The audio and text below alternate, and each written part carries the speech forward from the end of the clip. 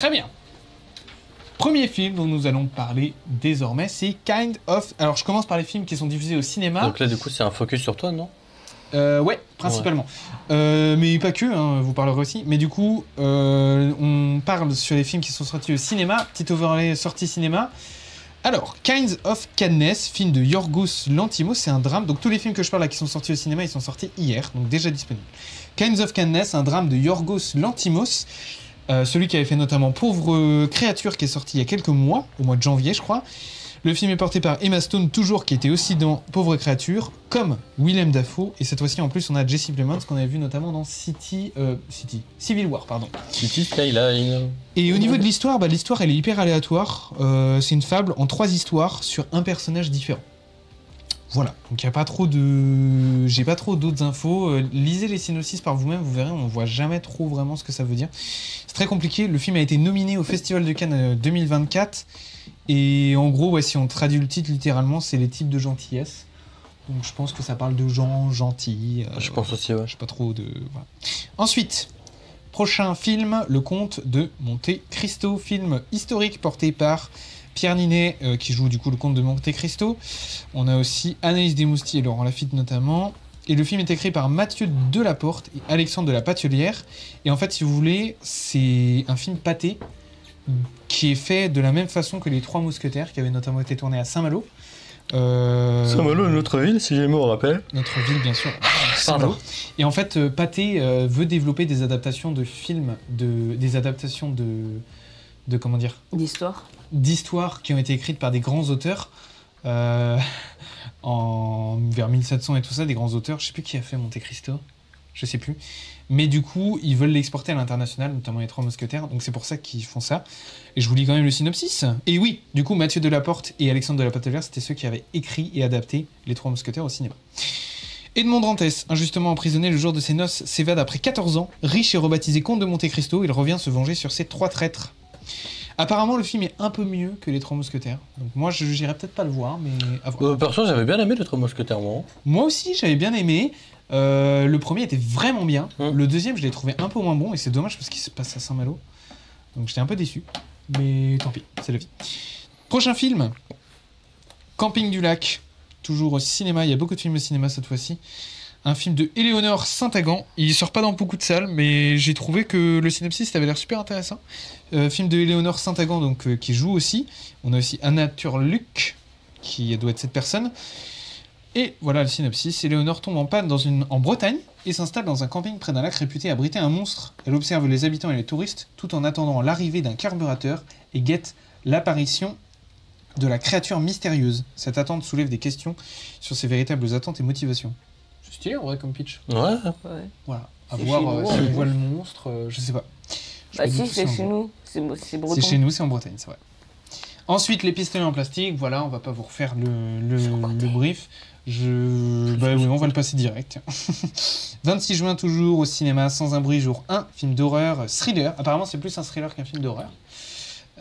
Film réalisé par Michael Sarnacco, avec en actrice principale la personne juste à droite qui s'appelle Lupita Nyong'o, qu'on voyait notamment dans le film précédent, je crois.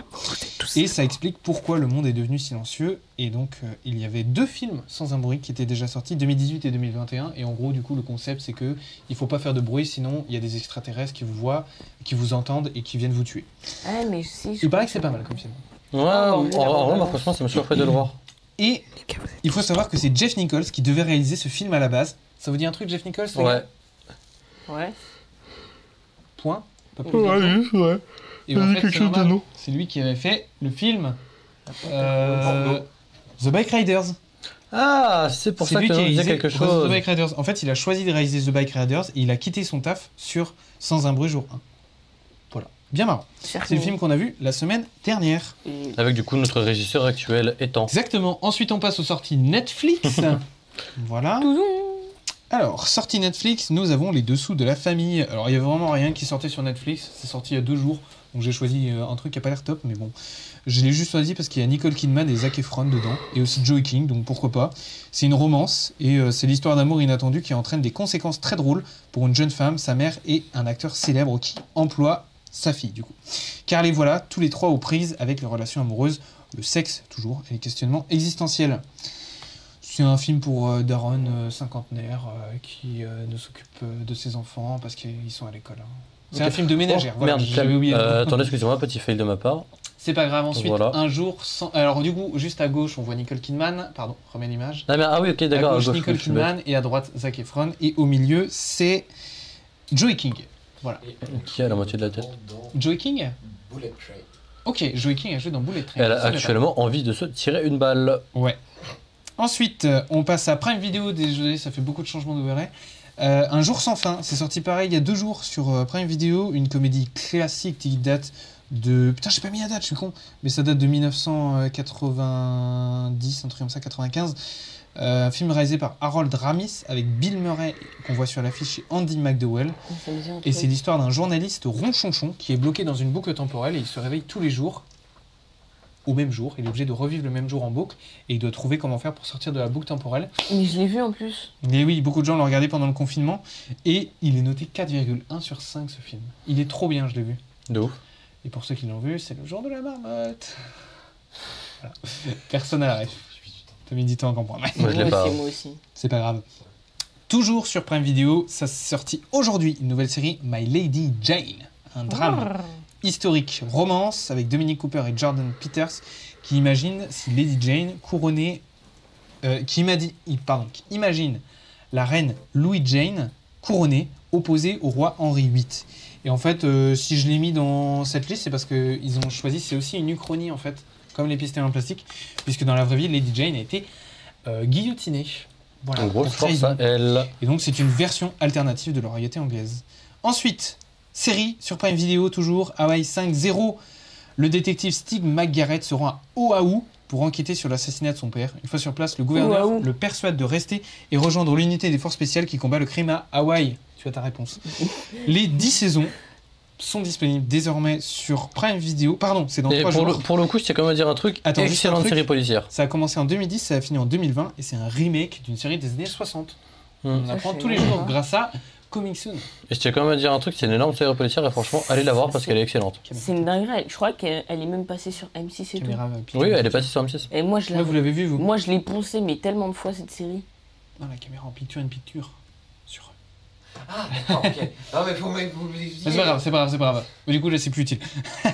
Dany, personnage trop sous-côté, je tiens à préciser, hein, pour ceux qui ont vu la Dany, il me série. semble Ouais, que vous c'est l'avez mieux de vu et souvenir. vous avez un bon souvenir. Ouais, franchement, c'est une excellente série, honnêtement. Ok, très bien. Ensuite, Oh, bah sur pas le son d'Almatien. et oui, on passe à Disney+. Cette fois-ci, on quitte Prime Video pour Disney+, avec le film Cruella. Comédie dramatique portée par Emma Stone qu'on voit à l'écran et notamment Emma Thompson qui joue un peu sa rivale. Alors, film... Je peux être chiant 2 secondes. Vas-y, sois chiant. Mets la caméra sur moi. Enfin, sur nous. En effet, il sur est nous. chiant. Sa tête, elle va pas du tout avec le personnage. La coupe, elle est pas tout à fait comme ça. Et le visage est beaucoup plus creusé de Et base. ça, c'est parce Voilà. que tu ne m'as pas encore écouté dans le Londres punk des années 70. Voilà, Moi, donc, Même, je suis pas d'accord non plus. Estella, une escroc talentueuse, rêve de percer dans la mode. Elle s'associe à 2 délinquants et attire l'attention de la baronne von Hellman. Cette rencontre la transforme en Cruella, une femme impitoyable et avide de vengeance. Oui, bah globalement, c'est littéralement la même chose que le film de base. Parce que le film de base aussi, c'est passé à cette époque. Hein. Ok. Oui, mais c'est une autre vision en fait différente. Oui, Et pourquoi clairement. j'en parle? Parce que ce film est noté. Pour moi, quand j'ai vu ce film, je me suis dit, vas-y, c'est un film de merde de Disney. Non, généralement les films là comme ça sont bien en vrai. Bah moi, j'avais un a priori en mode, ok, c'est de la merde, c'est un live action de Disney, ça va être de la merde. Le film est noté 4,4 sur 5. Ah mais vraiment ça m'étonne pas, les live action de Disney généralement sont corrects. Hyper bien Hein. noté. C'est Et sûr que c'est pas Dragon Ball Evolution. il est sorti en 2021 et en 2021, il a reçu même l'Oscar des meilleurs costumes. Ouais, bah je l'avais vu. C'est ouf. En plus, c'était trop bien. Cruella, tu l'as vu? Ouais. Ah, mais vas-y, parle-nous-en alors. Bah, Trop bien. bah, ouais, il est trop bien. Enfin, trop bien, non, mais il est bien. Ok. Voilà. Moi en vrai perso ce serait un film qui Merci. me plairait de ouf, vous allez voir, parce qu'en fait faut savoir que quand j'étais petit j'étais fan de la licence là, genre. Et ben écoute, il est sur Disney+.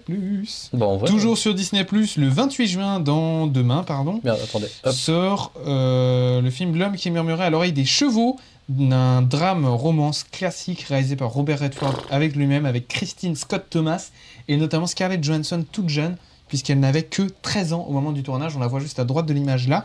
On a moi, aussi les jeunes. Sam Neill qui joue dans Jurassic Park. Le film date de 98.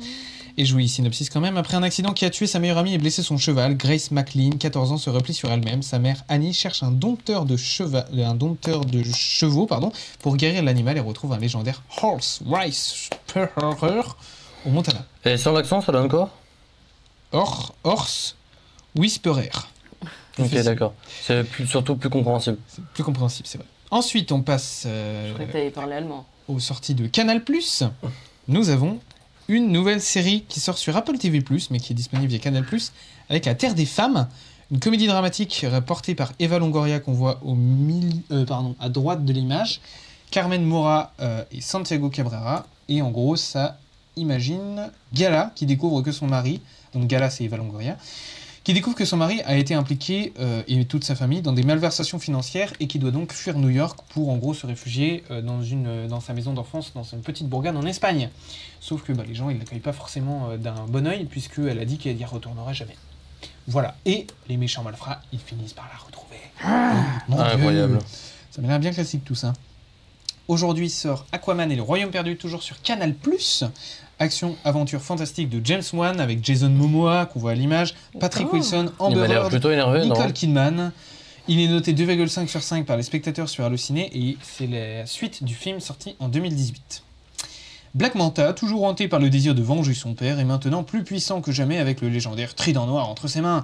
Pour anéantir Aquaman, il doit s'associer à son frère Orm, ancien roi d'Atlantide et actuellement emprisonné. Ensemble, ils devront surmonter leurs différences pour protéger leur royaume et sauver le monde d'une destruction irréversible. Ok. Ça vous plairait comme film? Oui. Perso, moi j'aime bien Je l'univers suis pas Marvel, trop super-héros et d'ici, tout. moi, parce que à chaque fois, je trouve les temps d'action sont super longs. Ok. Tu as le droit. On passe aux plateformes de streaming gratuites.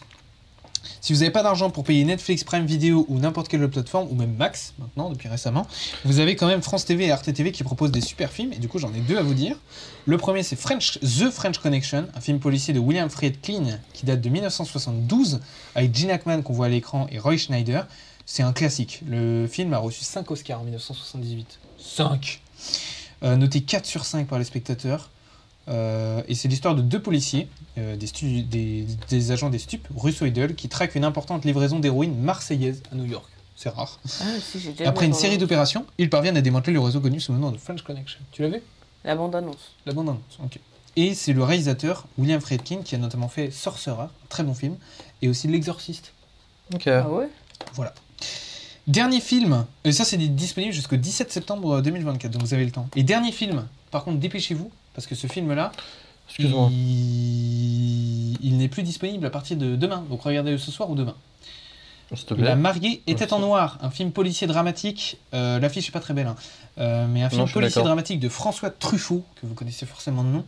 C'est un film porté par Jeanne Moreau, qu'on voit à l'écran, avec aussi Michel Bouquet, Claude Rich et Charles Denner. Le film date de 1968, il est adapté d'un livre de William Irish, et en fait François Truffaut, c'est le réalisateur qui a notamment fait le film Les 400 coups, hyper connu. Le Dernier Métro, La Nuit américaine, ou L'Enfant sauvage, vous connaissez forcément un nom, je pense. Oui. Et le pitch, je l'ai vu ce film-là, et le pitch est vraiment génial, et on dirait vraiment un film d'Hitchcock en fait, et il est encore très moderne actuellement. Le jour de son mariage, alors qu'elle sort à peine de l'église, Julie voit son mari assassiné sous ses yeux. Personne ne sait pourquoi l'homme était la cible de cette balle. La veuve va alors